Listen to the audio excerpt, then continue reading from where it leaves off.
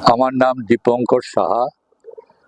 আমি foreign tour বলতে গেলে শুরু করি ওনাদের মাধ্যমেই, বা তার আগেই করেছিলাম অন্য এক সংস্থার through দিয়ে।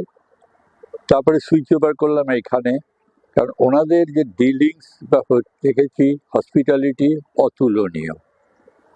প্রত্যেকটা ট্যুরে সাকসেস নির্ভর করে অন্তত আমার মনে হয় ট্যুর ম্যানেজারের ওপরে।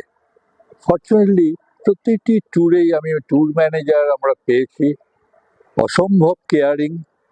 এবং এবং আমার সাথে আমার স্ত্রীও ছিলেন, কিন্তু স্ত্রীর একটাই ব্যামো ছিল, যেখানে যেতেন উল্টে পাল্টে পড়ে যেতেন ব্যালেন্স হারিয়ে, অথবা কোনো শারীরিক অসুবিধে। সেই শারীরিক অসুবিধেতে তার একটা ফুড জোগাড় করা ট্যুর ম্যানেজারের একটা কাজ ছিল, কিন্তু হাসি মুখে কিন্তু প্রত্যেকবার করেছেন। আর তারপরে হচ্ছে লাস্ট ট্যুর যেটা আমরা করেছিলাম, সেটা হচ্ছে আমরা ইন্দোনেশিয়া, জাভা, বালি, মাস দুয়েক আগে। সেইখানে আমার স্ত্রী কিছুদিন আগে পড়ে গিয়ে বাঁ হাতটা ফ্র্যাকচার হয়। তখন আমরা ভাবলাম এইভাবে তো যাওয়া সম্ভব নয়। তখন শঙ্কুবাবুকে রিকোয়েস্ট করলাম যে আমাদের কি ক্যান্সেল করে দিন, এবং ক্যান্সেল করলে কত পাবো ফেরত।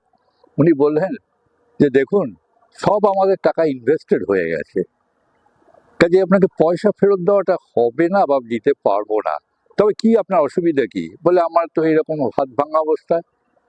উনি বললেন যে কত পা ভাঙা লোককে পৃথিবী ঘুরিয়ে নিয়ে চলে এলাম, আর সামান্য হাত ভাঙা, চলুন চলুন সব আমি ট্যুর ম্যানেজারকে বলে দেবো, সবাইকে বলে দেবো যেন আপনাকে স্পেশাল কেয়ার নেন। সত্যিই তাই। এই বাঁ হাতটা ফ্র্যাকচার নিয়ে যেভাবে ট্যুরটি করালেন, এবং তারপরে ওখানে গিয়েও আবার আরেকবার পড়লেন, তখন মাথায় লাগলো, কিন্তু সেভাবে কোনো অসুবিধাও হয়নি।